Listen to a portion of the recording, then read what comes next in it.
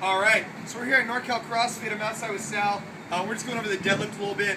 I just want to take a couple of seconds to go over how we break out the deadlift in a simple, easy fashion for beginner athletes. There's not only one way to teach the deadlift, there's multiple ways. This is just what I found to teach it to a large group the easiest way possible. First thing I'm going to do is I'm going to talk about the deadlift, I'm going to demonstrate it. Then what I'm going to do is go over stance, grip, position. In every movement, I always start off with that.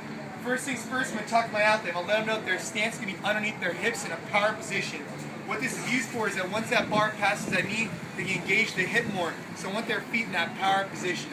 Next thing I'm going to talk about is I want their grip shoulder width apart. For this case, we're going to use a conventional grip. There's also a mixed grip, but we want to use a conventional for today to develop that grip strength. Then, what I'm going to do is I'm going to break down the deadlift into piece by piece. First thing I'm going to ask the athlete to do is to take the bar, have it at the middle of their shins and in contact with their body. So all I want Sal to do, I don't care what else he does, is have the bar at the middle of his shins, bar in contact, and grip the bar. That's it. So now he's there. I don't care about his back, I don't care about anything. First things first, thank you, is I just want to see, can he have the bar up against his body and a mid-shin? That's it. If he's with a PVC pipe, it's a little bit different because weight's on it. So now what I want to do is build on that. Then I'm going to say, hey Sal, now I want that bar against your mid-shin, but this time I want you to find your weight and bring it to your heels. Ready, set, go. So now find those heels. There you go. Now find your toes. Get all of your toes. Good. Now find your heels again. And you can stand and relax. So now what I've done is I've built two pieces of the puzzle. I've talked one about the bar at mid-shin. Now I've talked about that weight being the heels to engage that posterior chain. Let them feel what those toes feels like. That's not where I want them to be. The next piece of the puzzle I want to talk about is that good tight low back. I'm going to say, all right, Sal, we have weight in our heels, we have bar against mid-shin, arms are locked out. This time, I want that big chest. So if you're wearing NorCal Regional, I want to be able to read it from all over there. Get that low back tight, get that chest up. There you go, let that lower back scream at you. Okay? So now if you look at the athlete, he has weight in his heels, bar at mid-shin, and tight low back. Thank you. So he's hitting those points of performance, and we're happy. Problem is, now he's in more of what I like to call a clean or Olympic lifting deadlift position. This is great for when you clean and jump, but it's not as beneficial for lifting large loads off the floor to your thigh.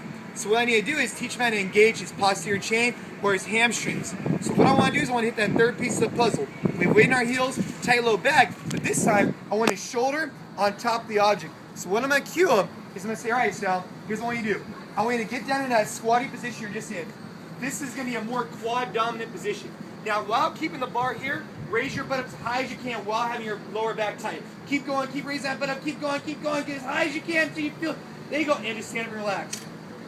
Did you feel your hamstrings engaged back there? Just light up, right? So what I'm doing with the athletes, I'm trying to develop awareness. Where are my hamstrings at? What is going to engage when I'm lifting? My low back shouldn't be taking that force. I'm not rounding it. My low back is tight, my hamstrings are what's lifting that load up. My lower back is working in a static sense, not dynamically.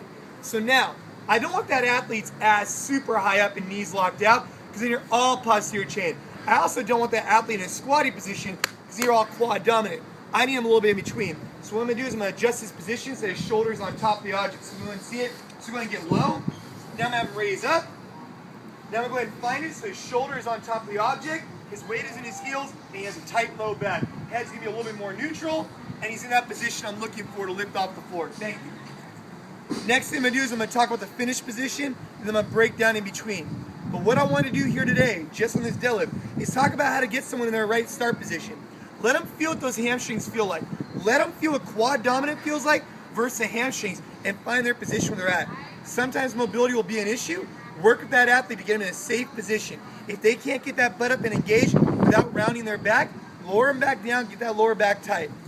Then you work the finish, and then we work in between. Always remind that athlete to move in a straight line. You pull those knees back, then open the hips. On the way back down, you bend over at the hips, then bend the knees. Sal, you want to show one where you stay nice, moving just one straight bar path, please? Watch as his hips and chest rise at the same rate, and then he opens up. On the way back down, he bends over at the hip, and then bends the knees. Notice, from mid-shin to knee height, his hips and his chest rise together. Once he gets there, boom, he squeezes his butt and opens up. Watch out for your athletes, always move in a straight line, be efficient. Just a quick note on the deadlift. Thanks, guys.